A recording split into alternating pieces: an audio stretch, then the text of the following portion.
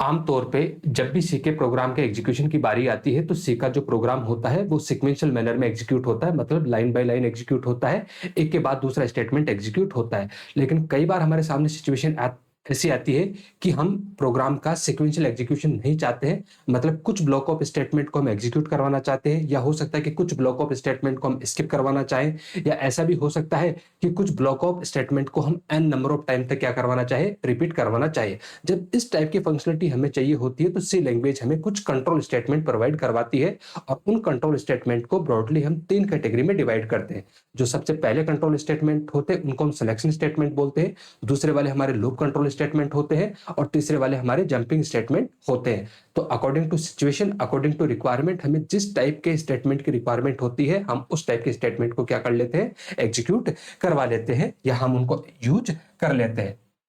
तो जब भी हम कंट्रोल स्टेटमेंट की बात करते हैं, तो सी जैसी लैंग्वेज में कंट्रोल स्टेटमेंट को 3 कैटेगरी में डिवाइड किया है। जो सबसे पहली कैटेगरी है उसको हम बोलते हैं सिलेक्शन स्टेटमेंट, और सिलेक्शन स्टेटमेंट को कई बार हम डिसीजन कंट्रोल स्टेटमेंट भी बोल देते हैं। Decision control statement. जो दूसरे टाइप के कंट्रोल स्टेटमेंट होते हैं उनको हम बोलते हैं लूप कंट्रोल स्टेटमेंट, और लूप कंट्रोल स्टेटमेंट को ही कई बार हम इटरेटिव या रिपीटेटिव स्टेटमेंट भी बोल देते हैं। Iterative statement. और जो तीसरे टाइप के कंट्रोल स्टेटमेंट होते हैं उनको हम बोलते हैं जंपिंग स्टेटमेंट।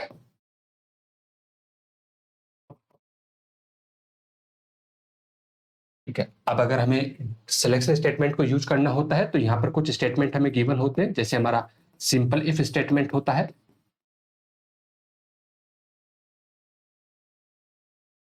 इसके अलावा इफ एल्स स्टेटमेंट होता है,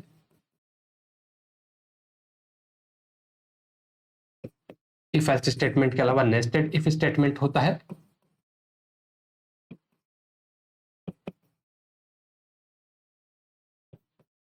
नेस्टेड इफ के अलावा हमें if else if ladder statement देखने को मिलता है,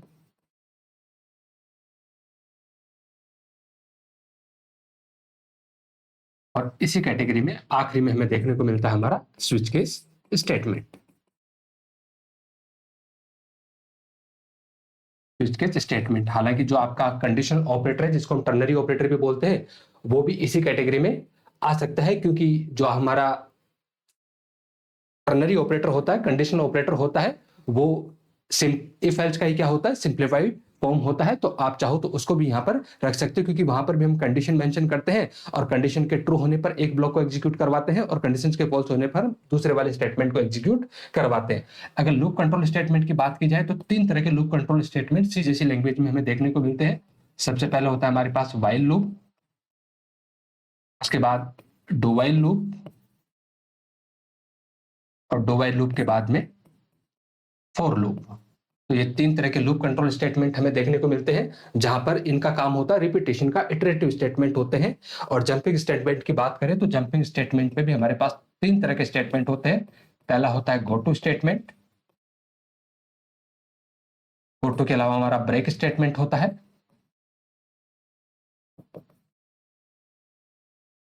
एंड ब्रेक स्टेटमेंट के अलावा कंटिन्यू स्टेटमेंट होता है। तो ये 3 तरह के जंपिंग स्टेटमेंट हमें देखने को मिलते हैं। जंपिंग स्टेटमेंट का सिंपल सा मतलब ये होता है कि यहां से प्रोग्राम का कंट्रोल एक पार्ट से दूसरे पार्ट पे क्या करता है, जंप करता है। अब जंपिंग में भी 2 तरह के स्टेटमेंट होते हैं, एक होते हैं कंडीशनल जंपिंग, और दूसरे होते हैं हमारे पास अनकंडीशनल जंपिंग। जो गो टू होता है वो किस कैटेगरी में जाएगा, अनकंडीशनल कंट्रोल जंपिंग स्टेटमेंट की कैटेगरी में जाता है, क्योंकि यहां से प्रोग्राम का कंट्रोल एक पार्ट से दूसरे पार्ट पे ट्रांसफर होता है, लेकिन बिना किसी कंडीशन को टेस्ट किए हुए। जो ब्रेक और कंटिन्यू स्टेटमेंट है उनको हम लूप के साथ में डिस्कस करेंगे, क्योंकि बिना लूप के हम इनको यूज नहीं कर सकते। हालांकि ब्रेक स्टेटमेंट का हमें छोटा सा यूज कहां देखने को मिलेगा, स्विच केस स्टेटमेंट के अंदर भी देखने को मिलेगा। तो अब हम वन बाय वन करके हम शुरू करते हैं। सबसे पहले सिलेक्शन स्टेटमेंट को पढ़ेंगे, उसके बाद लूप कंट्रोल स्टेटमेंट को पढ़ेंगे, और सबसे आखिरी में हम जंपिंग स्टेटमेंट को पढ़ेंगे। तो हमें पता है कि सिलेक्शन स्टेटमेंट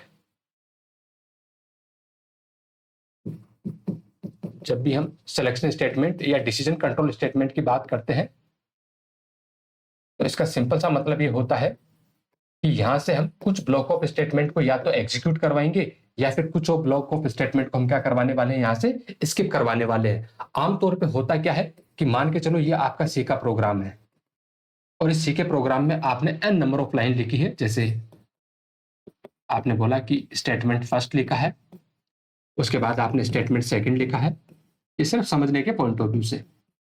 स्टेटमेंट थर्ड है, statement four, statement 5 and statement 6। इस तरीके से मान के चलो कि आपने अपने सी के प्रोग्राम में टोटल कितने स्टेटमेंट लिखे हैं, 6 स्टेटमेंट लिखे हैं। आमतौर पे होगा क्या कि सबसे पहले आपका स्टेटमेंट फर्स्ट एग्जीक्यूट होगा, उसके बाद स्टेटमेंट सेकंड एग्जीक्यूट होगा, फिर statement third, fourth, fifth, six, और सिक्स स्टेटमेंट एग्जीक्यूट होने के बाद में जैसे मेन फंक्शन का एंड ब्रेसेस एनकाउंटर होगा और आपका प्रोग्राम क्या हो जाएगा, टर्मिनेट हो जाएगा। इस सिनेरियो को हम बोलते हैं सीक्वेंशियल एग्जीक्यूशन। क्या बोलेंगे इसको हम, सीक्वेंशियल एग्जीक्यूशन, जहां पर लाइन बाय लाइन हमारा कोड क्या होता है, एग्जीक्यूट होता है, एक के बाद दूसरा स्टेटमेंट एग्जीक्यूट होता है। अब हम इस टाइप की फंक्शनलिटी चाहते हैं कि स्टेटमेंट फर्स्ट एग्जीक्यूट हो, स्टेटमेंट सेकंड एग्जीक्यूट हो, लेकिन जो स्टेटमेंट 3 और 4 है, स्टेटमेंट 3 और 4 है, वो किसी खास सिचुएशन पे क्या हो, एग्जीक्यूट हो। क्या हो, किसी खास सिचुएशन पे एग्जीक्यूट हो, और सिचुएशन का मतलब किसी खास कंडीशन पे ही क्या हो, वो एग्जीक्यूट हो। अब जो कंडीशन आपने मेंशन की है, या तो वो कंडीशन क्या कर रही होगी, सेटिस्फाई कर रही होगी, तो या वो कंडीशन सेटिस्फाई नहीं कर रही होगी। ठीक है, इस कंडीशन सेटिस्फाई कर रही होगी, इसका मतलब है कि आपकी कंडीशन ट्रू है, और कंडीशन सेटिस्फाई नहीं कर रही होगी, इसका मतलब कि आपकी कंडीशन कैसी है, यहाँ पर फॉल्स है। तो हमने क्या बोला कि स्टेटमेंट 1 एग्जीक्यूट हो, स्टेटमेंट 2 एग्जीक्यूट हो, बट स्टेटमेंट 3 और 4 किसी खास सिचुएशन पे क्या हो, एग्जीक्यूट हो। अब सिचुएशन के अंदर आप कंडीशन मेंशन करोगे, अगर वो कंडीशन ट्रू हो रही है तो उस केस में स्टेटमेंट 3 और 4 को एग्जीक्यूट करवा दिया जाए, और अगर वो कंडीशन सेटिस्फाई नहीं कर रही है, इसका मतलब कि कंडीशन आपकी फॉल्स है, तो उस केस में प्रोग्राम का कंट्रोल आपका सीधा स्टेटमेंट 2 से कहां पर जंप कर जाए, स्टेटमेंट 5 पे जंप कर जाए, और स्टेटमेंट 3 और 4 को क्या करवा दिया जाए, स्किप करवा दिया जाए। क्या करवा दिया जाए, स्किप करवा दिया जाए। इस टाइप की फंक्शनलिटी को हम बोलते हैं ट्रांसफर ऑफ कंट्रोल। क्या बोलते हैं इसको, ट्रांसफर ऑफ कंट्रोल, कि यहां से हमने प्रोग्राम के कंट्रोल को एक पार्ट से दूसरे पार्ट पे क्या किया है, ट्रांसफर किया है। अब जब हमने इसको एक पार्ट से दूसरे पार्ट पे ट्रांसफर किया है, तो ऑब्वियसली हमने यहाँ पर किसी न किसी कंडीशन को यूज किया होगा। अभी जो ये ट्रांसफर ऑफ कंट्रोल होता है, ये कई तरीके से होता है, according to situation, according to requirement. हमें जिस भी टाइप के सिलेक्शन स्टेटमेंट की रिक्वायरमेंट होगी, हम उसको क्या कर लेंगे, यूज कर लेंगे। तो यहाँ पर टोटल 5 तरह के सिलेक्शन स्टेटमेंट हमें देखने को मिलते हैं। Simple if else, nested if else if later statement and nested if और स्विच केस स्टेटमेंट, ये 5 तरह के सिलेक्शन स्टेटमेंट हमें देखने को मिलेंगे। तो अब हम वन बाय वन करके उनको डिस्कस करते हैं। तो सबसे पहला हमारा simple if statement. Simple if statement, ठीक है। Simple if statement is executed when condition, आपने जो भी कंडीशन लिखी है उस कंडीशन के ट्रू होने पर क्या करेंगे, यहाँ पर ब्लॉक ऑफ स्टेटमेंट को क्या करवाया जाएगा, एग्जीक्यूट करवाया जाएगा। तो इसका मतलब ये हुआ कि यहाँ पर कंडीशन के फॉल्स होने पर किसी भी तरह का कोई ट्रीटमेंट नहीं होता है। तो जो आपका सिंपल इफ स्टेटमेंट होता है, वो केवल और केवल ट्रू पार्ट की केयर करता है, कंडीशन के फॉल्स होने पर हमारे पास किसी भी तरह का मैकेनिज्म यहाँ पर नहीं होता है। तो लिख सकते हैं हम कि it handle only true part. ये केवल और केवल किसको हैंडल करता है, ट्रू पार्ट को हैंडल करता है। किस तरीके का सिंटैक्स होता है, सबसे पहले आप क्या मेंशन करते हो, इफ के बाद पैरेंथेसिस में आप क्या मेंशन करते हो, कंडीशन मेंशन करते हो, और उसके बाद आप कर्ली ब्रेसेस के सेट में यहाँ पर एन नंबर ऑफ स्टेटमेंट लिखते हो। जैसे कि मान के चलो आपने स्टेटमेंट फर्स्ट लिखा, स्टेटमेंट सेकंड लिखा, एंड इसी तरीके से आप यहाँ पर एन नंबर ऑफ स्टेटमेंट लिख सकते हो। एक भी हो सकता है, दो भी हो सकते हैं, 50 भी हो सकते हैं, और 500 स्टेटमेंट भी हो सकते हैं। होगा क्या यहाँ पर, ऑब्वियसली इसके ऊपर भी कुछ स्टेटमेंट लिखे हुए होंगे और इसके नीचे भी कुछ स्टेटमेंट लिखे हुए होंगे। तो जैसे प्रोग्राम का कंट्रोल इस लाइन को एग्जीक्यूट करवाने के बाद यहां पर आएगा तो इफ के अंदर उसे क्या मिलेगी, कंडीशन। इफ के अंदर क्या मिली, कंडीशन। और आमतौर पे जो कंडीशन होती है वो या तो आपकी कोई रिलेशनल एक्सप्रेशन होती है या फिर आपकी कोई लॉजिकल एक्सप्रेशन होती है। या तो रिलेशनल एक्सप्रेशन होगी या फिर लॉजिकल एक्सप्रेशन होगी, यानी जिनको ट्रू फॉल्स की फॉर्म में क्या किया जा सके, इवेलुएट किया जा सके, जिनका रिजल्ट 1 और 0 की फॉर्म में आता हो, उस टाइप की एक्सप्रेशन यहां पर लिखोगे।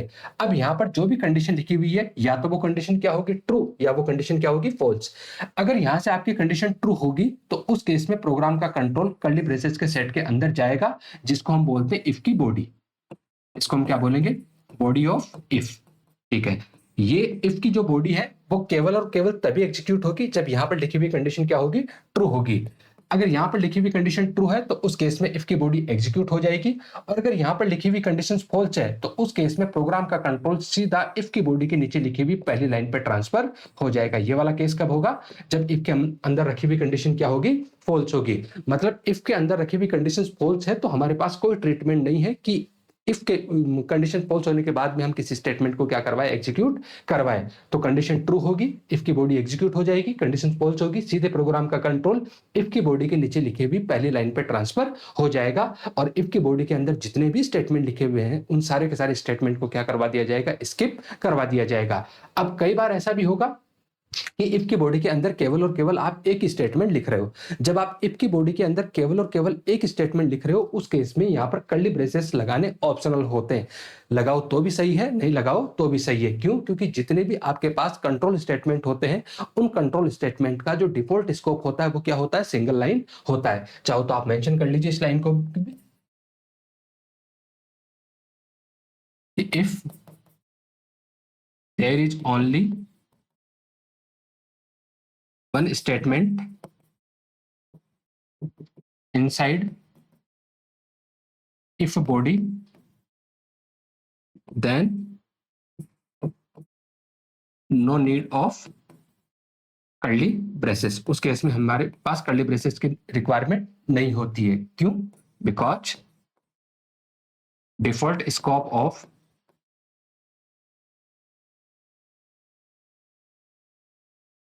Control statement is single line. जो डिफॉल्ट स्कोप होता है कंट्रोल स्टेटमेंट का वो कितनी लाइन तक होता है, सिंगल लाइन तक होता है। मतलब इसके नीचे लिखी हुई एक लाइन किसकी मानी जाएगी, इसकी बॉडी की मानी जाएगी। जो कंडीशन होगी वो कंडीशन या तो रिलेशनल एक्सप्रेशन होगी या फिर आपकी लॉजिकल एक्सप्रेशन होगी, या मैं यूं कहूं कि जिनका रिजल्ट 1-0 के फॉर्मेट में आता है। हालांकि वो एक क्लॉज आपको जरूर ध्यान में रखना है, क्योंकि हमें यह भी तो पता है किसी जैसी लैंग्वेज में जितनी भी नॉन जीरो वैल्यू है उसको किसकी तरह ट्रीट किया जाता है, ट्रू की तरह ट्रीट किया जाता है। तो हमें पता है कि in C every non zero value, अब नॉन जीरो में आपका पॉजिटिव भी हो सकता है और आपका नेगेटिव भी हो सकता है। Non zero value is treated as true and zero is treated as false. केवल और केवल जीरो ही एकमात्र ऐसी वैल्यू है जिसको किसकी तरह ट्रीट किया जाएगा, फॉल्स की तरह ट्रीट किया जाएगा। बाकी जितनी भी नॉन जीरो वैल्यू है आइदर पॉजिटिव और नेगेटिव, उसको किसकी तरह ट्रीट किया जाता है, यहां पर ट्रू की तरह ट्रीट किया जाता है। फॉर एग्जांपल मान के चलो हमने यहां पर एक वेरिएबल लिया है नम नाम से,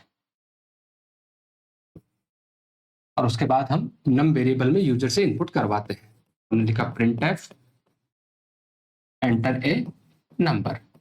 यूजर ने नंबर एंटर किया, स्कैनफ के थ्रू हमने उसकी वैल्यू रीड की। इंटीजर वैल्यू है %d format specified and address of num. उसके बाद हम यहां पर स्टेटमेंट लिख रहे हैं कि if number is greater than 100, ऐसा कुछ लिख देते हैं। तो यहां पर हमने लिखा प्रिंटफ %d इज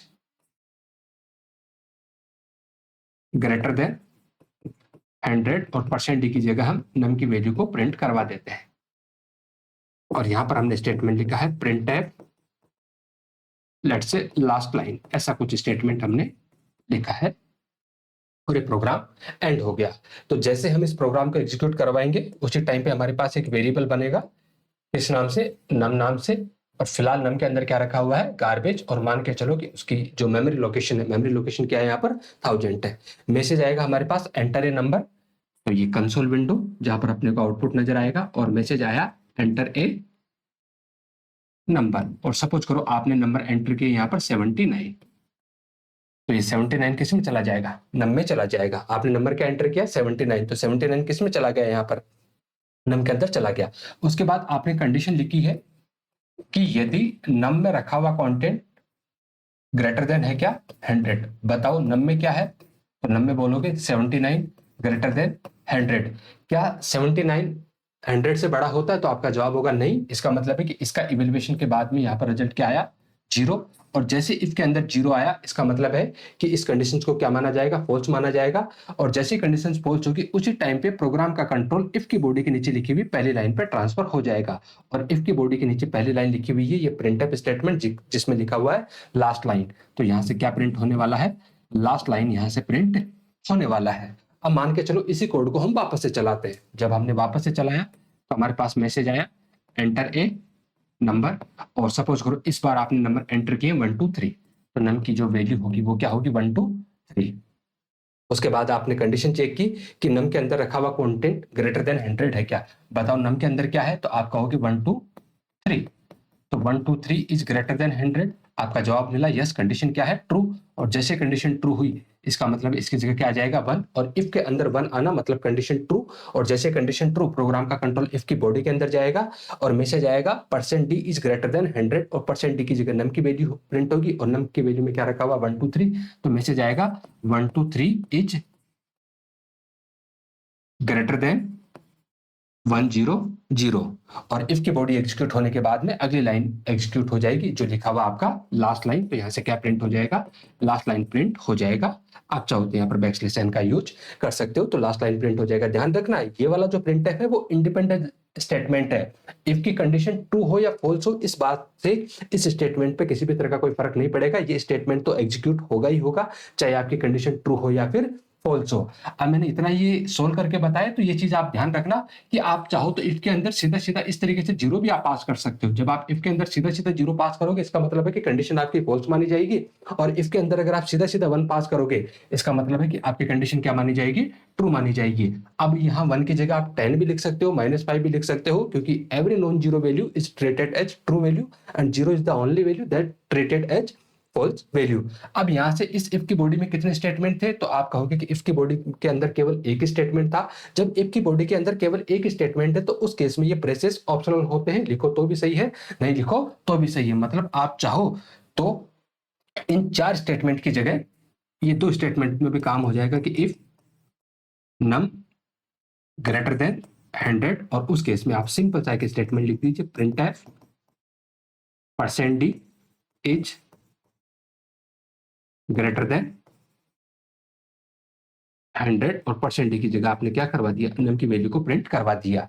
ठीक है, थोड़ा सा रीडेबिलिटी अच्छी रहे इसलिए हमने इंडेंटेशन के लिए थोड़ा सा स्पेस यहाँ पर दे दिया है, बाकी सी जैसी लैंग्वेज में इसकी बाउंडेशन नहीं है। आप चाहो तो इसको जस्ट इस वाले कॉलम से इसके सटा के भी आप लिख सकते हो, लेकिन ऐसा करने से आपको बचना चाहिए। आपको रीडेबिलिटी के लिहाज से ऐसी चीजों को आपको ध्यान में रखना ही चाहिए। अब इस बात की कोई गारंटी नहीं है कि इसके नीचे भी अगर आपने इस यहाँ पर कोई स्टेटमेंट लिख दिया तो वो इसका ही माना जाएगा, नहीं वो इसका नहीं माना जाएगा। ठीक है, पाइथन जैसी लैंग्वेज में इस तरीके से इंडेंटेशन को यूज करते हैं, लेकिन सी जैसी लैंग्वेज में अगर आपको इफ के कंटेक्स्ट में एक से ज्यादा स्टेटमेंट अगर आपको चलाने हैं तो आपको कर्ली ब्रेसेस का सेट बनाना ही पड़ेगा। आपको बॉडी बनाने के लिए कर्ली ब्रेसेस का यूज करना ही पड़ेगा। अगर नहीं किया है तो उस केस में उसके नीचे लिखी हुई केवल और केवल एक लाइन क्या माना जाएगा, उसका स्कोप माना जाएगा।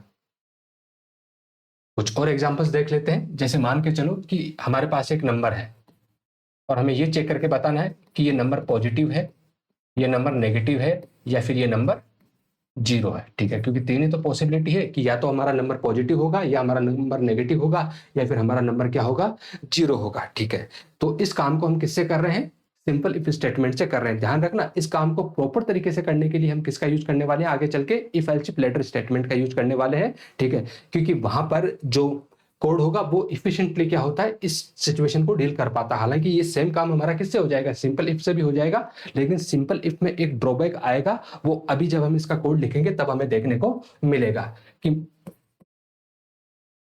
हमें ये चेक करना है कि नम हमारा पॉजिटिव है, नेगेटिव है या जीरो है। तो हमने एक वेरिएबल लिया यहां से नम नाम से, मैसेज दिया कि एंटर ए नंबर, उसके बाद वैल्यू को रीड कर लेते हैं, एड्रेस ऑफ नम। अब ये बात तो हमें बहुत अच्छे से पता है, हम पहले भी डिस्कस कर चुके हैं कि कोई भी नंबर हमारा पॉजिटिव कब होता है, जब वो जीरो से बड़ा होता है, नेगेटिव कब होता है, जब वो जीरो से छोटा होता है, और जीरो कब होता है, जब वो जीरो के बराबर होता है। तो हमने लिखा कि यदि नंबर में रखा हुआ क्वांटिटी ग्रेटर देन जीरो है, इसका मतलब है कि जो हमारा नंबर है वो कैसा है, पॉजिटिव। नंबर कैसा है हमारा, पॉजिटिव। यदि हमारा जो नंबर है वो जीरो से छोटा है, तो इसका मतलब है कि नंबर हमारा कैसा है, नेगेटिव। और यदि हमारा जो नंबर है वो जीरो के बराबर है, ठीक है, बराबर के लिए हम इक्वल टू का यूज करेंगे। सिंगल टाइम लिखोगे तो वो असाइनमेंट माना जाएगा और नंबर जीरो पहुंचा देगा। तो इस चीज का आप बारीकी का ध्यान रखोगे कि जब भी हमें इक्वलिटी चेक करनी होती है तब हम इक्वल टू ऑपरेटर का यूज करते हैं, जहां पर 2 बार असाइनमेंट वाले सिंबल का हम यूज करेंगे या 2 बार बराबर वाले सिंबल का हम यूज करते हैं। तो इस सिचुएशन में हमारा नंबर कैसा होगा, जीरो होगा। और यहां से हमने प्रोग्राम को टर्मिनेट करवा दिया, ठीक है। अब मैं आपसे एक बात पूछूं कि मान के चलो हमारे पास कोई भी नंबर आया और उस नंबर को हमने चेक कर लिया कि क्या वो नंबर जीरो से बड़ा है क्या, और बाई चांस वो नंबर जीरो से बड़ा मिल गया, तो उस केस में वो नंबर कैसा हो जाएगा, पॉजिटिव हो जाएगा। जिस नंबर को हमने चेक कर लिया है और वो जीरो से बड़ा है और वो नंबर पॉजिटिव हो गया है, तो क्या अब उसको लेस देन जीरो या इक्वल टू जीरो चेक करने की जरूरत है?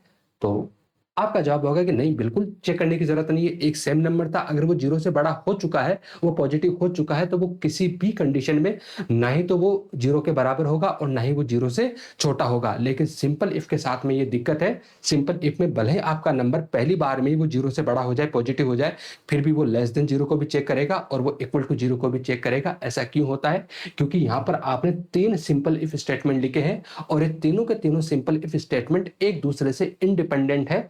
इस इफ को ये नहीं पता है कि ये इस वाले इफ की जो कंडीशन ट्रू हुई या फॉल्स हुई है, या इस वाले इफ को इससे किसी भी तरह का कोई लेना देना नहीं है, क्योंकि तीनों के तीनों क्या है, आपके इंडिपेंडेंट स्टेटमेंट है। जो कंडीशन लिखी हुई है उस कंडीशन को ये इवेल्युएट करेंगे, ट्रू होगी तो कॉरस्पॉन्डिंग स्टेटमेंट को एग्जीक्यूट करवा देंगे, और कंडीशन फॉल्स होगी तो इफ की बॉडी में रखे हुए स्टेटमेंट को क्या करवा देंगे, ये स्किप करवा देंगे। तो चलाते हैं इसको एक बार।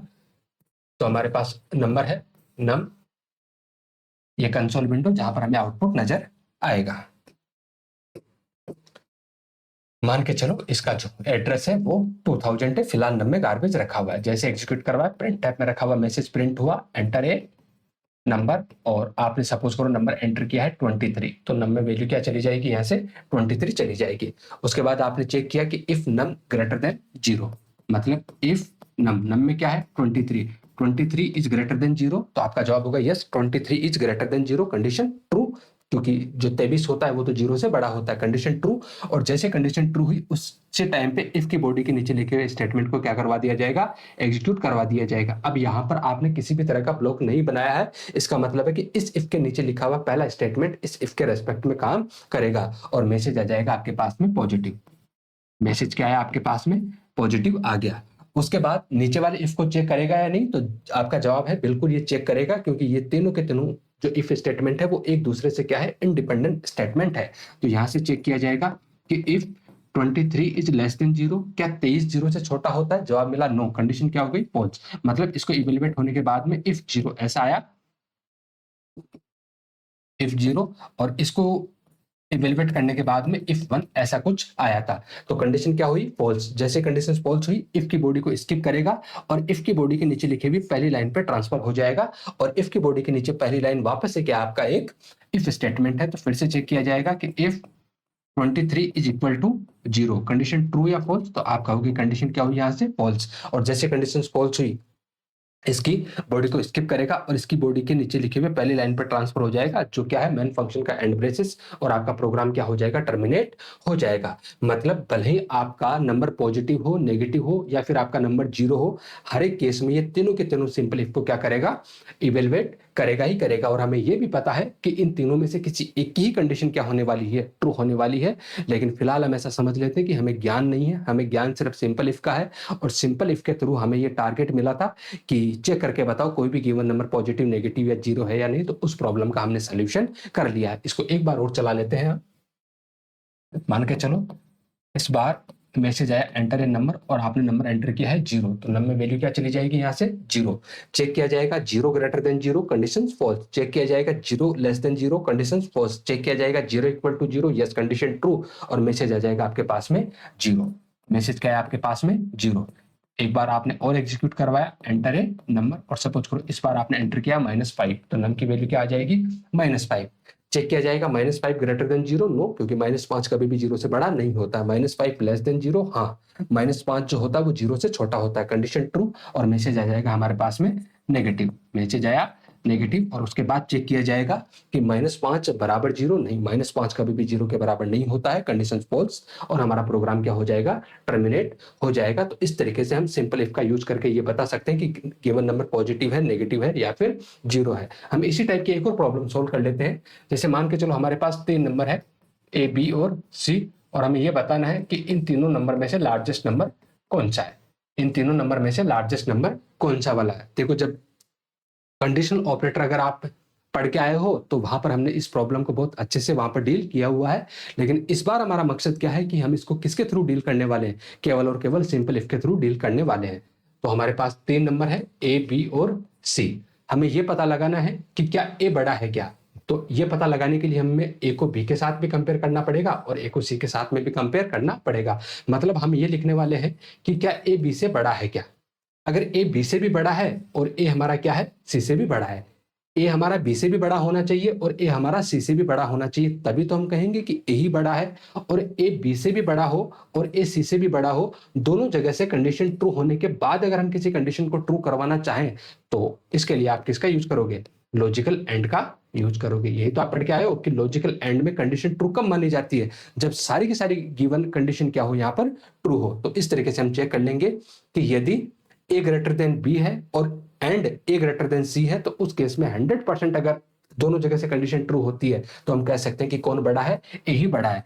ऐसे अगर हमें ये चेक करना है कि बी बड़ा है या नहीं, तो बी को ए के साथ भी चेक करेंगे और बी को सी के साथ में भी चेक करेंगे। तो हम देखेंगे कि if A B greater than A and B greater than C, अगर ऐसा है तो कौन बड़ा हो जाएगा, हमारा बी। और अगर हमें सी को चेक करना है तो सेम, सी को ए के साथ में भी चेक करना पड़ेगा और सी को बी के साथ में भी चेक करना पड़ेगा। और अगर दोनों जगह से कंडीशन ट्रू होती है तो हम कह सकते हैं कि सी ही बड़ा है। अगेन यहाँ पर हम 3 बार सिंपल इफ का यूज करेंगे और ये तीनों सिंपल इफ एक दूसरे के साथ में किसी भी तरीके से कोरिलेट नहीं करते, तीनों के तीनों यहाँ पर क्या रहेंगे, इंडिपेंडेंट स्टेटमेंट रहेंगे।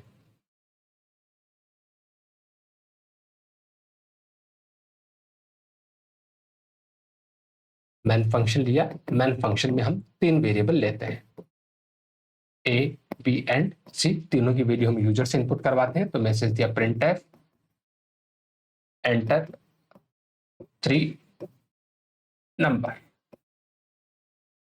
स्कैनफ के थ्रू वैल्यू रीड करेंगे।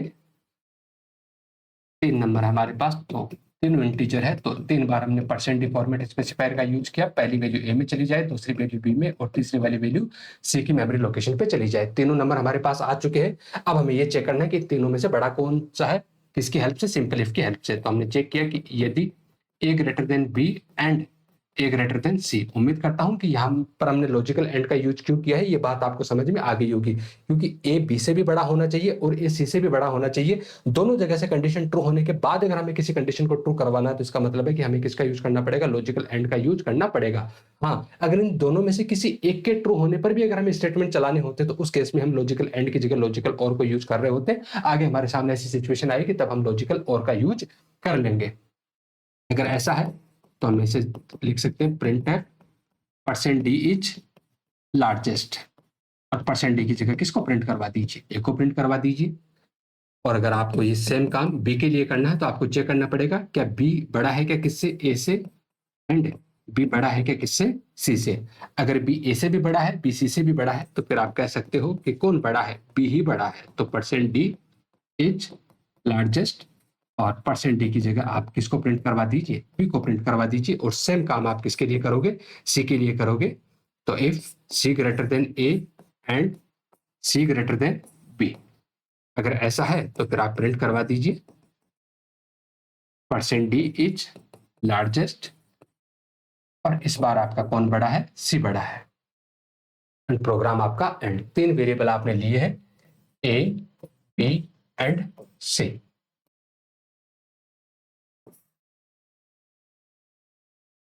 यहां पर सबसे पहले मैसेज आएगा एंटर 3 नंबर, एंटर 3 नंबर, और आपने 3 नंबर एंटर किए हैं, 12, 22, 18। ये 3 नंबर आपने एंटर किए हैं। तो पहली वाली वैल्यू ए में 12 चला जाएगा, बी में यहाँ पर 22 चला जाएगा, और सी में यहाँ पर 18 चला जाएगा। तो 3 नंबर आपके पास आ चुके हैं। उसके बाद आपने चेक किया if A greater than B. तो देखो इफ ए में वैल्यू क्या है 12, ग्रेटर देन बी में वैल्यू क्या है 22, उसके बाद क्या है लॉजिकल एंड। तो क्या आपका 12 22 से बड़ा है क्या, जवाब मिला नो। आगे क्या मिला, लॉजिकल एंड। पहले वाली कंडीशन क्या मिल गई आपको, फॉल्स। आगे क्या मिला, लॉजिकल एंड। और logical and short circuit evaluation के चलते, क्या आगे वाली कंडीशन को टेस्ट करेगा, तो आपका जवाब होगा नहीं, वो आगे वाली कंडीशन को टेस्ट नहीं करेगा, क्योंकि पहले वाली कंडीशन यहां से 0 मिल गई। तो ये श्योर हो गया कि इस ओवरऑल एक्सप्रेशन का रिजल्ट क्या आने वाला है, 0 आने वाला है। जब ओवरऑल एक्सप्रेशन का रिजल्ट ही 0 आने वाला है, तो फिर आगे वाले एक्सप्रेशन को चेक करने का कोई सेंस नहीं बनता। भले ही वो ट्रू रहे या फॉल्स, उस बात से क्या फर्क पड़ता है, जो आपकी कंडीशन है वो तो क्या रहने वाली है, फॉल्स, और आगे नहीं चलेगा। और सीधा इफ की बॉडी को स्किप करके उसके नीचे स्टेटमेंट पे ट्रांसफर हो जाएगा, जहां पर अगेन आपने एक इफ लिख रखा है कि if B greater than A. B की वैल्यू क्या है 22, ग्रेटर देन ए की वैल्यू क्या है 12। क्या 22 12 से बड़ा होता है, यस, कंडीशन ट्रू। आगे लॉजिकल एंड है, पहले वाली कंडीशन ट्रू मिल गई, तो हो सकता है आगे वाली ट्रू भी मिल जाए या फॉल्स भी मिल जाए, उसको इवेलुएट करना पड़ेगा। अगेन बी 22 ग्रेटर देन 18, क्या हमारा जो 22 है वो 18 से भी बड़ा है, यस। दोनों जगह से कंडीशन ट्रू, यहां से भी कंडीशन ट्रू एंड यहां से भी कंडीशन ट्रू। और जब दोनों जगह से कंडीशन ट्रू, तो लॉजिकल एंड का रिजल्ट पे क्या आ जाएगा, ट्रू। मतलब फाइनली ये कुछ ऐसा स्टेटमेंट बन जाएगा इफ 1। और इफ 1 का मतलब कंडीशन ट्रू, और जैसे कंडीशन ट्रू मैसेज आएगा परसेंट डी इज लार्जेस्ट, और परसेंट डी की जगह भी बी की वैल्यू प्रिंट हो जाएगी, और मैसेज आ जाएगा 22 इज लार्जेस्ट। आगे चेक करेगा if C greater than A. If C की वैल्यू क्या है 18, ग्रेटर देन ए की वैल्यू क्या है 12। क्या 18 12 से बड़ा होता, जवाब मिला यस, कंडीशन ट्रू। और जैसे condition true he, logical and है, आगे वाले को टेस्ट करेगा। 18 ग्रेटर देन 22, क्या 18 22 से बड़ा होता है, कंडीशन फॉल्स। यहां से कंडीशन फॉल्स, मतलब ये कुछ ऐसा बनेगा इफ 1 एंड 0। अब यहां से कंडीशन ट्रू थी, यहां से कंडीशन फॉल्स है, लॉजिकल एंड बोलता है दोनों कंडीशन ट्रू होगी तो ही ट्रू माना जाएगा। तो ओवरऑल इसका रिजल्ट क्या मिला हमें, फॉल्स। और इस वाले स्टेटमेंट को स्किप करके सीधा प्रोग्राम का कंट्रोल इसके नीचे लिखी हुई पहली लाइन पर ट्रांसफर हो जाएगा, और हमें मैसेज मिलेगा 22 इज लार्जेस्ट। होना तो ये चाहिए कि जब एक बार हमें बी लार्जेस्ट मिल गया था, 22 लार्जेस्ट मिल गया था, तो आगे वाले स्टेटमेंट को हमें चेक नहीं करना चाहिए था। बट चूंकि ये सिंपल इफ स्टेटमेंट है, तो सिंपल इफ स्टेटमेंट में ऐसा कोई मैकेनिज्म नहीं होता है कि हम एक दूसरा इफ इस बात को जान सके कि पुराने वाले की कंडीशन क्या रही थी, ट्रू रही थी या फॉल्स रही थी, उनमें किसी भी तरह का कोरिलेशन यहाँ पर नहीं होता। तो ये कहानी थी हमारे पास किसकी, सिंपल इफ की। आगे जब इफ एल्स को पढ़ लेंगे तो कुछ और बारीकी हम समझेंगे इफ के रिगार्डिंग। नेक्स्ट स्टेटमेंट आता है, वो आता है हमारे पास if else statement.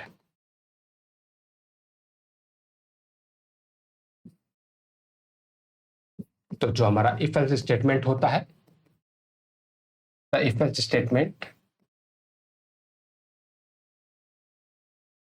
Contains 2 block.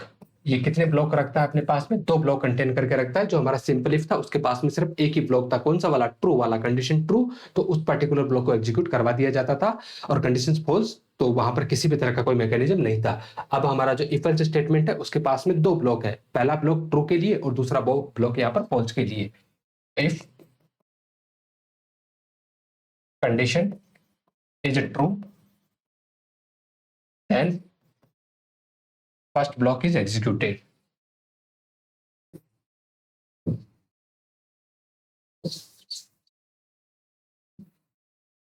Then first block का मतलब यहां पर है if block is executed, and if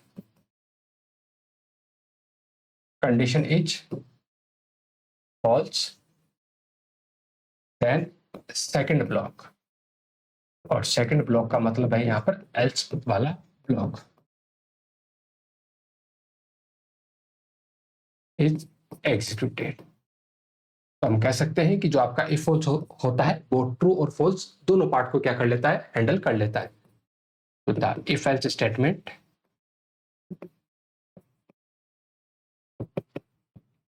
handle both true and false part, ये दोनों पार्ट को क्या कर लेता है, हैंडल कर लेगा। कैसे सिंटैक्स होगा, कुछ ऐसा सिंटैक्स हमें सिंपल इफ का इफ एल्स का देखने को मिलेगा।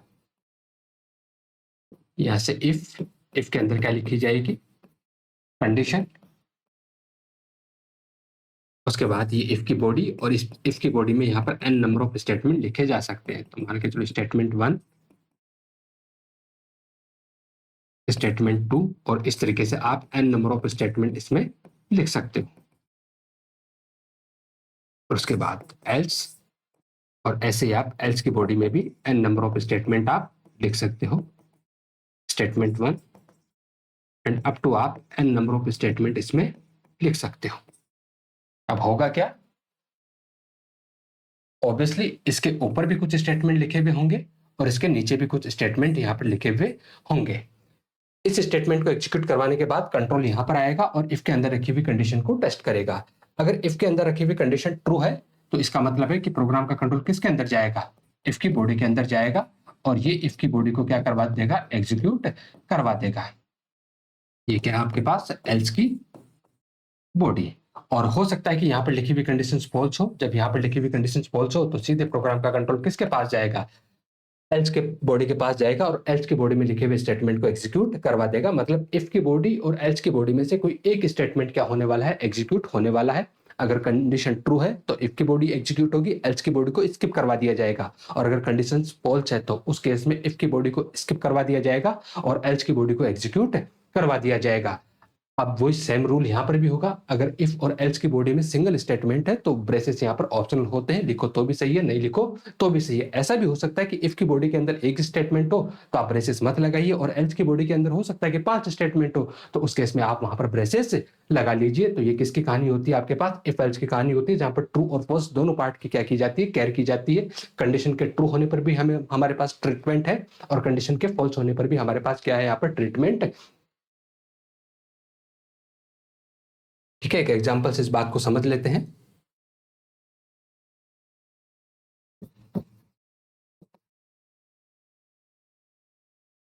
मान के चलो हमारे पास एक नंबर है नम, और हमें ये चेक करके बताना है कि ये हमारा नंबर इवन है या ओड है। तो ये बात हमें बहुत अच्छे से पता है कि कोई भी नंबर इवन कब होता है, जब उसको 2 से डिवाइड करने पर रिमाइंडर हमारा क्या मिल जाए, 0 मिल जाए। तो सबसे पहले हम यूजर से नंबर इनपुट करवाते हैं।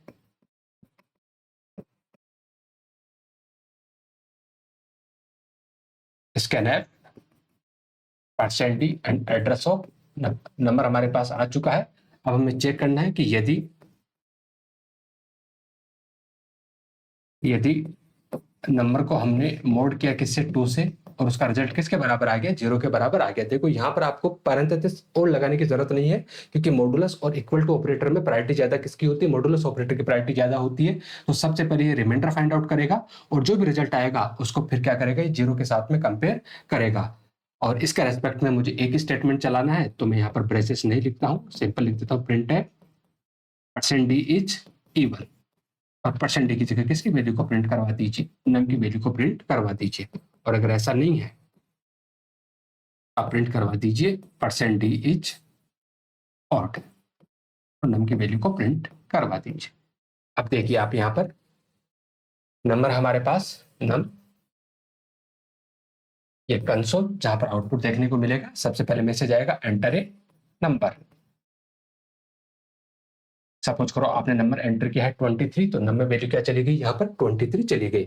उसके बाद यहाँ से चेक किया जाएगा कि नंबर रखा हुआ कॉन्टेंट, नंबर क्या है 23, मोड 2 इक्वल टू 0। 23 को 2 से मोड किया तो शेषफल क्या मिला हमें 1।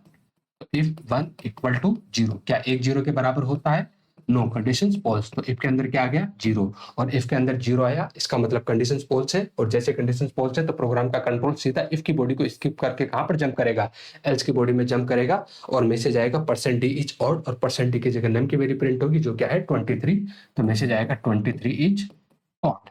अगली बार चलाते हैं इसको, मान के चलो एंटर ए नंबर, और सपोज करो इस बार आपने नंबर एंटर किया है 18, तो नंबर में वैल्यू क्या आई 18, चेक किया जाएगा नम मोड 2 इक्वल टू 0, तो चेक करो इफ नम में क्या है 18, mod 2 equal to 0, again if 18 mod 2, 18 में 2 का भाग दिया तो शेष पर 0 मिला, तो 0 इक्वल टू 0, क्या 0 0 के बराबर होता है, यस कंडीशन ट्रू, और जैसे कंडीशन ट्रू हुई इफ के अंदर 1 आया मतलब कंडीशन ट्रू, और कंडीशन के ट्रू होने पर ये इफ की बॉडी को क्या करेगा एग्जीक्यूट करेगा, और मैसेज आएगा % is even, that means 18 is even, और चूंकि कंडीशन ट्रू हो चुकी है तो इफ की बॉडी को एग्जीक्यूट करने के बाद में सीधा कंट्रोल एल्स की बॉडी के नीचे लिखी हुई पहली लाइन पर ट्रांसफर हो जाएगा, मतलब एल्स की बॉडी को स्किप करेगा, और चूंकि एल्स की बॉडी के नीचे कोई भी स्टेटमेंट नहीं है एंड ब्रेसेस एनकाउंटर होगा, और आपका प्रोग्राम यहां से क्या हो जाएगा टर्मिनेट हो जाएगा।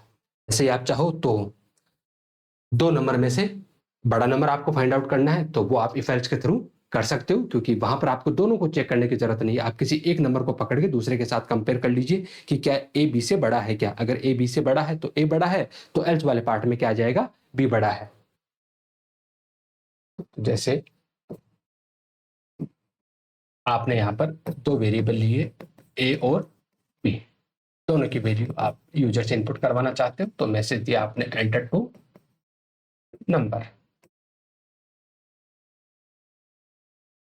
स्कैनफ के थ्रू वैल्यू रीड की, दोनों इंटीजर है, address of A and address of B, check किया आपने कि if A greater than B, अगर ऐसा है तो कौन बड़ा है ए, तो आपने मैसेज दिया printf %d इज लार्जेस्ट, और ए की वैल्यू को प्रिंट करवा लिया, और अगर ऐसा नहीं है तो एल्स वाले पार्ट में आपने लिख दिया printf %d इज लार्जेस्ट, और यहां पर आपने बी की वैल्यू को प्रिंट करवा ली, और फिर आपने एक printf में स्टेटमेंट लिखा है गुड बाय, ऐसा कुछ कोड आपने लिखा है। तो 2 वेरिएबल आपने बनाए हैं ए और बी, फिलहाल दोनों में गार्बेज है, ये कंसोल जहां पर अपने को आउटपुट नजर आएगा।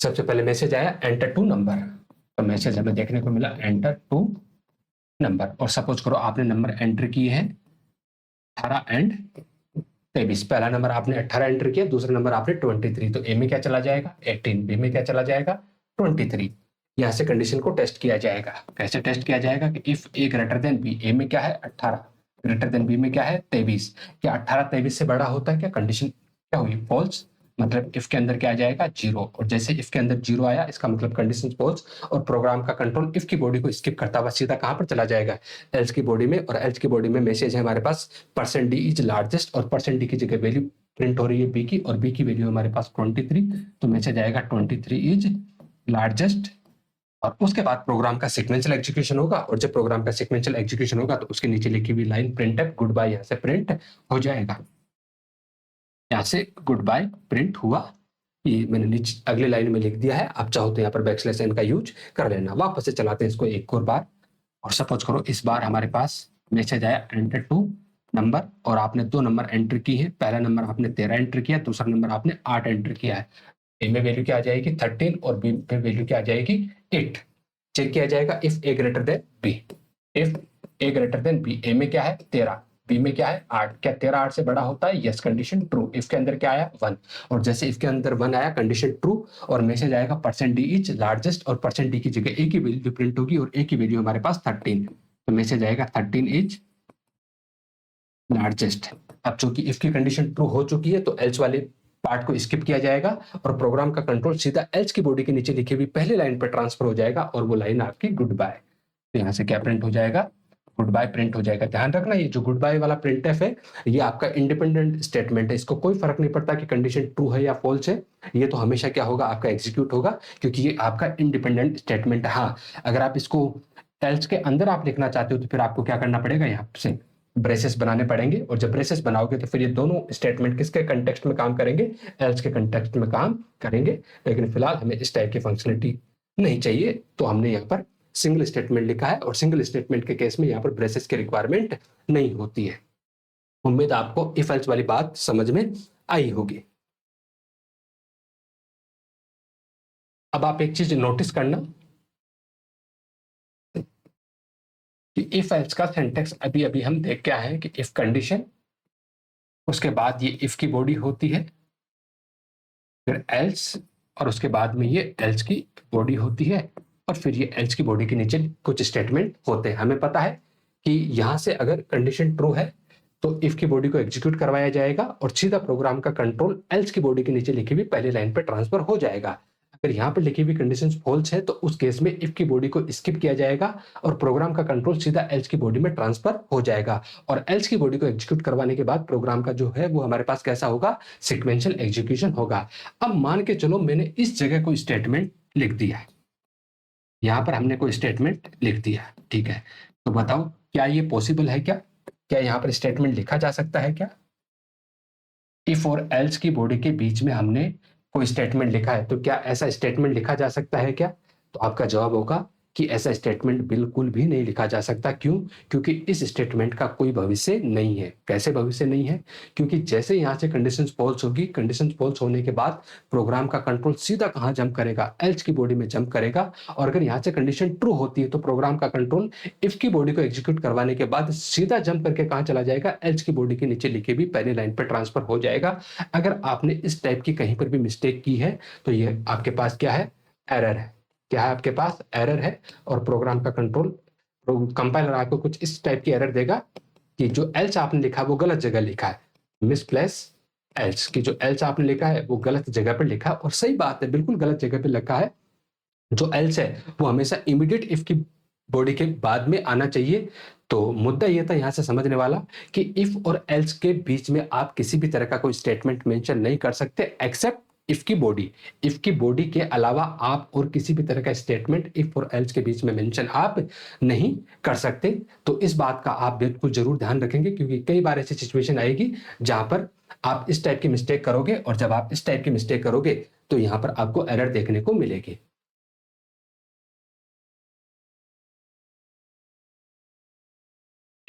मान के चलो आपने कुछ ऐसा स्टेटमेंट लिखा, इफ कंडीशन, उसके बाद इफ की body, else, body, else and body. क्या आप इस टाइप की चेन कहीं पर भी बना सकते हो? ठीक है, तो आपका जवाब होगा नहीं, आप इस टाइप की चेन भी नहीं बना सकते। हाँ, अगर आप ऐसा कुछ लिखना चाहो,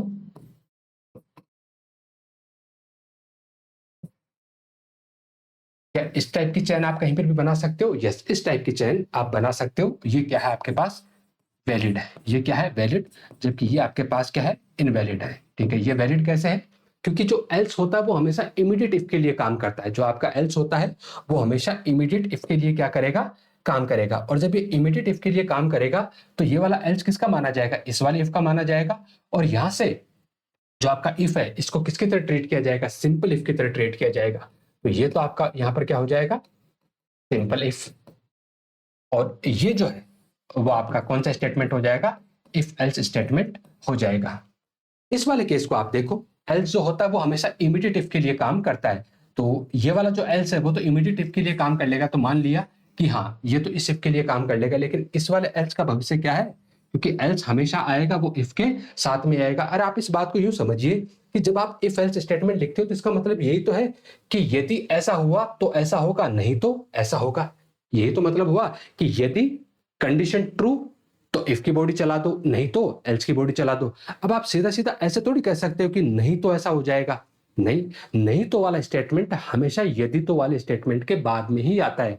यदि ऐसा हुआ तो ऐसा होगा, नहीं तो ऐसा होगा। आप डायरेक्टली ऐसा नहीं कह सकते कि नहीं तो ऐसा होगा। अरे भाई कब नहीं, तो पहले ये तो बताओ कि क्या नहीं हुआ तो ऐसा होगा। तो इस वजह से यहां पर क्या है, ये वाला जो एल्स है वो गलत जगह लिखा हुआ है, बिना इफ के साथ में लिखा हुआ है। इसकी वजह से यहाँ पर एरर है और ये आपका इनवैलिड स्टेटमेंट है। तो आप ध्यान रखना कि जो एल्स हमेशा आता है वो हमेशा जोड़े के साथ में ही आएगा। अगर इफ है तो एल्स होगा, अगर इफ नहीं है तो उस केस में उसका एल्स नहीं हो सकता। हाँ, अकेला जो इफ है वो अकेला आ सकता है क्योंकि सिंपल इफ अलाउ है, लेकिन एल्स हमेशा क्या होगा, इफ के साथ में ही होगा। बिना इफ के आप कहीं पर भी एल्स को नहीं लिख सकते। तो पहली बात तो हमने यहाँ पर यह समझी कि इफ और एल्स की बॉडी के बीच में आप किसी भी तरह का कोई स्टेटमेंट नहीं लिख सकते एक्सेप्ट इफ की बॉडी। इफ की बॉडी तो आएगी आएगी, इसके अलावा इनके बीच में आप और किसी भी तरह का कोई स्टेटमेंट मेंशन नहीं कर सकते। इसके अलावा जो एल्स होगा वो हमेशा इमीडिएट इफ के लिए काम करता है, मतलब एल्स जब आएगा तो उसके साथ में इफ होना ही चाहिए। अगर एल्स बिना इफ के लिखा हुआ तो वो भी हमेशा क्या माना जाएगा, इनवैलिड स्टेटमेंट माना जाएगा। दो सिनेरियो से आप इस बात को समझ सकते हो कि इस वाले सिनेरियो में ये आपका इफ एल्स की तरह बिहेव करेगा और ये वाला आपका सिंपल इफ की तरह बिहेव करेगा। मतलब अगर यहां से कंडीशन ट्रू होगी तो इस ब्लॉक को एग्जीक्यूट करवा दिया जाएगा, यहां से कंडीशन ट्रू होगी तो इस ब्लॉक को एग्जीक्यूट करवा दिया जाएगा और एल्स वाले ब्लॉक को स्किप करवा दिया जाएगा। अगर यहां से कंडीशन फॉल्स हुई तो इस वाले ब्लॉक को स्किप करवा दिया जाएगा, अगर यहां से कंडीशन फॉल्स हुई तो इस वाले ब्लॉक को स्किप करवा के सीधा कौन सी वाली बॉडी को एग्जीक्यूट करवा दिया जाएगा, यहां से इफ की बॉडी सॉरी एल्स की बॉडी को एग्जीक्यूट करवा दिया जाएगा। अब इसी सिनेरियो के ऊपर मैं कुछ एग्जाम्पल्स यहां पर लिख रहा हूं और आपको ट्रेस करने हैं उनके आउटपुट। उससे पहले आप एक बात और समझ लीजिए, ठीक है, कि मान के चलो आपने कहीं पर भी लिख देता हूं कि if character constant are place inside condition then ask की वैल्यू इज यूज्ड। अगर आपने कहीं पर भी कंडीशन के अंदर किसी भी कैरेक्टर कांस्टेंट को अगर आपने लिख दिया है तो उस केस में इमीडिएटली उस कैरेक्टर कांस्टेंट की आस्क की वैल्यू आपके सामने आ जाएगी। जैसे मान के चलो आपने लिखा इफ और ए, ऐसा आपने लिख दिया। जब इफ ए आपने लिखा है तो बेसिकली क्या बन गया है, इफ 65। क्या बन गया, इफ 65। और 65 क्या है, एक नॉन जीरो वैल्यू। 65 क्या है, एक नॉन जीरो वैल्यू। और सी के अंदर नॉन जीरो वैल्यू को किसकी तरह ट्रीट किया जाएगा, ट्रू की तरह ट्रीट किया जाएगा। और यहां से कंडीशन क्या मानी जाएगी, आपकी ट्रू मानी जाएगी।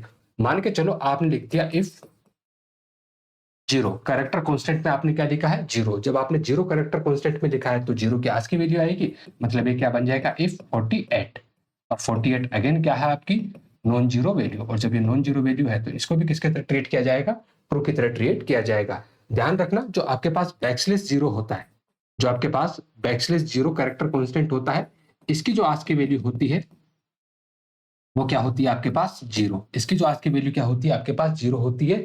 अब जब आपको ये पता चल गया कि किसके आस्क की वैल्यू जीरो होती है, इसका मतलब है जितने भी और बाकी बचे हुए उनके आस्क की वैल्यू जीरो तो नहीं होगी। और जब उनके आस्क की वैल्यू जीरो नहीं होगी तो उस केस में जो आपकी कंडीशन है वो हमेशा क्या मानी जाएगी, ट्रू मानी जाएगी। ऐसे जो आपका बैकस्लैश टी होता है, बैकस्लैश टी की जो आस्क की वैल्यू होती है वो 9 होती है। ऐसे आपका जो बैकस्लैश एन है उसकी जो आस्क की वैल्यू होती है वो 10 होती है। जो आपका बैकस्लैश वी होता है उसकी आस्क की वैल्यू 11 होती है। और जो आपका बैकस्लैश आर होता है उसकी वैल्यू आपके आस्क की वैल्यू आपके पास 13 होती है। लेकिन आपको इनमें नहीं उलझना है। हाँ, बैकस्लैश जीरो की तो आपको ध्यान में रखनी पड़ेगी क्योंकि बैकस्लैश जीरो की आस्क की वैल्यू क्या होती है, जीरो होती है। और जैसे अगर आपने कहीं पर भी ऐसा लिखा कि if character constant backslash zero, तो इसका मतलब है ये बन जाएगा इफ जीरो।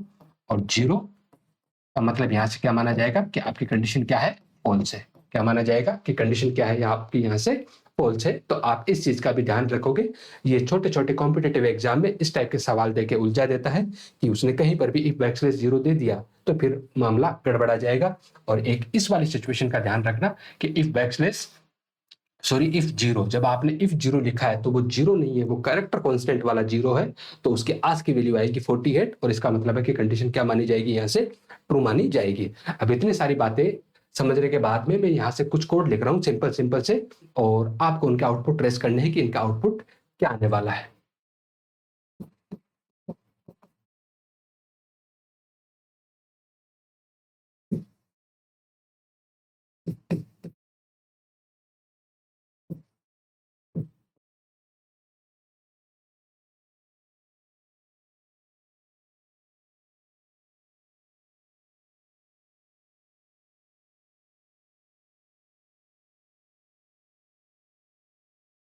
ठीक है, यहां से हमने इफ के अंदर जीरो लिखा है और उसकी बॉडी में प्रिंटफ जिसमें सुराखू लिखा है, और एल्स की बॉडी में हमने यहाँ पर लिखा है अकेडमी। आप बताइए कि इसका आउटपुट क्या रहने वाला है। आप आउटपुट देखिए, तब तक मैं दूसरा कोड लिख देता हूं।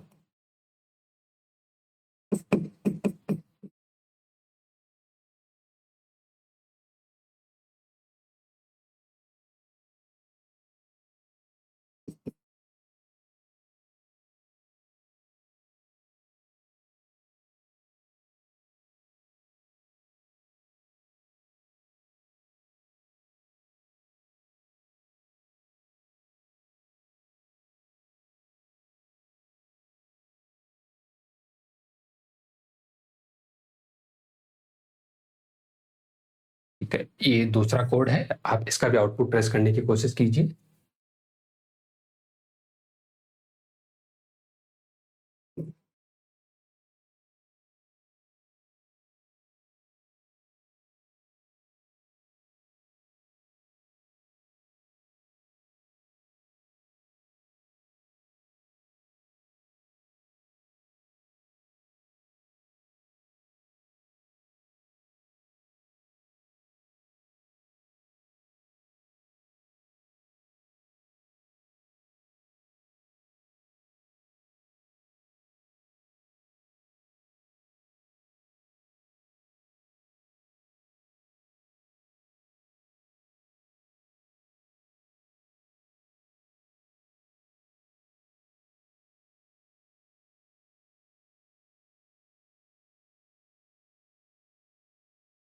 ठीक है, बैठिए मत, इनको सोल्व कीजिए एक बार।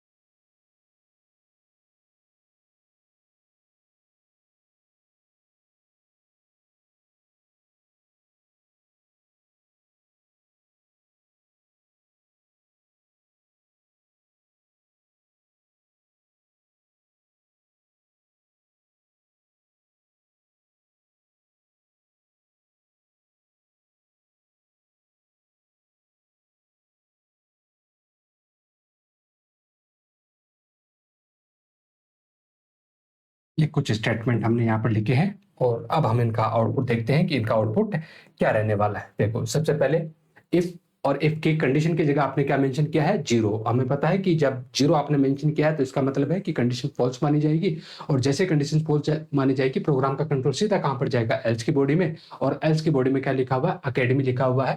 तो इस कोड का जो आउटपुट है वो क्या आ जाएगा, हमारे पास अकेडमी आ जाएगा। यहाँ से क्या मिला हमें, अकेडमी मिला। अगले वाले कोड को देखिए, आपने लिखा है कि इफ 3 ग्रेटर देन 7, क्या 3 7 से बड़ा होता है, कंडीशन फॉल्स। और जैसे कंडीशन फॉल्स होगी, सीधा प्रोग्राम का कंट्रोल कहां जाएगा, एल्स की बॉडी के अंदर जाएगा। लेकिन आप यहाँ पर एक चीज नोटिस कीजिए कि यहाँ पर आपने इफ की बॉडी में कितने स्टेटमेंट लिखे हैं, 2 स्टेटमेंट लिखे हैं। और जब इफ की बॉडी के अंदर आप एक से ज्यादा स्टेटमेंट अगर रखना चाहते हो तो उस केस में फिर आपको ब्लॉक बनाना पड़ेगा, कर्ली ब्रेसेस का सेट लगा के आपको ये बताना पड़ेगा कि ये दोनों स्टेटमेंट किसके हैं, इस इफ के हैं। फिलहाल आपने किसी भी तरह का ब्रेसेस नहीं बनाया है, तो इसका मतलब है कि जो पहले वाला प्रिंट है वही किसका माना जाएगा, इफ का माना जाएगा। और ये वाला जो प्रिंट है, ये वाला प्रिंट यहाँ पर गलत जगह लिखा हुआ है, इसकी वजह से क्या है, हमें एरर देखने को मिलेगी, मिसप्लेस एल्स के नाम से। तो इस वाले कोड में आपको एरर देखने को मिलेगी। फिर आपने लिखा if backslash zero as a character constant multiply by 48, और उसके बाद इसका आउटपुट आपको पूछा है। तो इफ अब देखो बैकस्लैश जीरो की जो आज की वैल्यू होती है वो क्या होती है आपके पास, जीरो होती है गुणा 48। अब जीरो को जब आप 48 से गुणा करोगे तो क्या आएगा, जीरो आएगा। और इफ के अंदर जीरो, इसका मतलब कंडीशन फॉल्स, और कंडीशन फॉल्स तो सीधा कहां पर जाएगा, एल्स की बॉडी में। और जब ये एल्स की बॉडी में जाएगा तो यहाँ से आउटपुट आपको देखने को मिलेगा अकेडमी। तो यहाँ से आपको आउटपुट मिलेगा अकेडमी। फिर उसके बाद आपने एक इंट टाइप का वेरिएबल बनाया है ए, जिसमें वैल्यू दी आपने 16, और फिर एक फ्लोट टाइप का वेरिएबल बनाया है बी, जिसमें वैल्यू दी आपने 16.0। उसके बाद आपने लिखा है कि if A equal to B. अब ए की जगह ए की वैल्यू आ जाएगी दैट इज 16, और बी की जगह बी की वैल्यू आ जाएगी दैट इज 16.0। अब हमें पता है ये वाली वैल्यू फ्लोट है, ये वाली वैल्यू इंटीजर है, किसी एक्सप्रेशन के अंदर आती है तो एक्सप्रेशन का इवेल्युएशन तभी पॉसिबल है जब उसके अंदर आए हुए सारे के सारे ऑपरेंड कैसे हो, सेम टाइप के हो। अब चूंकि टाइप प्रमोशन के चलते हमें पता है कि छोटे साइज का डेटा बड़े साइज के डेटा में प्रमोट हो जाएगा, और ये स्टेटमेंट कुछ ऐसा ही बन जाएगा 16.0 इज इक्वल टू 16.0। हालांकि वो पॉइंट के बाद में 6 डिजिट होगी, ठीक है, हमें उस जमेले में नहीं फंसना है, ठीक है। मुद्दा ये है कि ये दोनों वैल्यू क्या मानी जाएगी, बराबर मानी जाएगी। दोनों वैल्यू क्या मानी जाएगी, बराबर। और जब दोनों वैल्यू बराबर मानी जाएगी तो इसकी जगह आ जाएगा इफ वन, और इफ वन का मतलब कंडीशन ट्रू, और कंडीशन ट्रू का मतलब यहाँ से क्या प्रिंट हो जाएगा, सुराको प्रिंट हो जाएगा। इस वाले कोड का जो आउटपुट आपको देखने को मिलेगा वो सुराको आपको देखने को मिलेगा। उसके बाद आपने वही सेम इंट टाइप का एक वेरिएबल बनाया है ए, जिसमें 16 आपने रखा है, और बी में आपने 16.00001 वैल्यू आपने रखी है।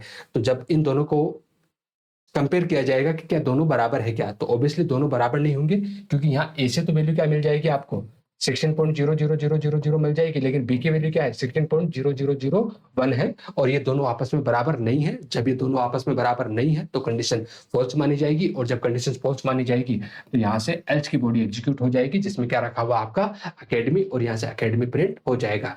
उसके बाद आपने देखा इफ, और इफ की कंडीशन के अंदर -48 रखा है। ये बात हम बहुत अच्छे से समझते हैं कि जो भी नॉन जीरो वैल्यू है उसको किसकी तरह ट्रीट किया जाएगा, ट्रू की तरह ट्रीट किया जाएगा, और यहाँ से कंडीशन ट्रू मानी जाएगी, और क्या प्रिंट हो जाएगा, यहाँ से सुराको प्रिंट हो जाएगा। उसके बाद आपने इफ की बॉडी के सॉरी इफ की कंडीशन के अंदर आपने रखा 0.00000 ऐसा कुछ रखा है। तो 0.00 किसकी तरह है, जीरो की तरह है, तो इसको क्या माना जाएगा, कंडीशन फॉल्स, और कंडीशन फॉल्स है तो यहाँ से क्या प्रिंट हो जाएगा, अकेडमी प्रिंट हो जाएगा। ध्यान रखना अगर कहीं पर भी कुछ ऐसा लिखा हुआ है कि इफ 0.00001, तो इसका मतलब है कि कंडीशन क्या मानी जाएगी आपकी, ट्रू मानी जाएगी। ध्यान रखना ये जीरो नहीं है, ठीक है, ये कैसी वैल्यू मानी जाएगी, नॉन जीरो वैल्यू मानी जाएगी। और जब ये नॉन जीरो वैल्यू है तो कंडीशन यहाँ से क्या हो जाएगी, ट्रू। लेकिन अगर सब कुछ ही जीरो है तो उस केस में फिर क्या माना जाएगा, कंडीशन को फॉल्स माना जाएगा। बाकी कहीं पर भी अगर कैरेक्टर कांस्टेंट आता है तो उसी टाइम पे उसकी आज की वैल्यू आ जाएगी, ठीक है। अगर आप इफ और एल्स की बॉडी के बीच में कुछ एक्स्ट्रा स्टेटमेंट रखते हो इफ की बॉडी के अलावा, तो वो हमेशा एरर मानी जाएगी, क्योंकि ये जो स्टेटमेंट होता है उसका कोई फ्यूचर नहीं होता कि इसको किसके कंटेक्स्ट में क्या करवाया जाए, एग्जीक्यूट करवाया जाए। तो ये कहानी थी हमारे पास किसकी, इफ एल्स स्टेटमेंट की। अब अगली क्लास में हम बाकी के जो हमारे पास 3 तरह के और सिलेक्शन स्टेटमेंट बचते हैं, जिसमें नेस्टेड इफ होता है, हमारा if else if ladder statement होता है, और स्विच केस स्टेटमेंट होता है, उनको हम डिस्कस कर लेंगे। अंत तक रुके, उसके लिए धन्यवाद आपका। फिर भी कोई शिकायत सुझाव है तो आप कमेंट बॉक्स की तरफ जरूर जाइए।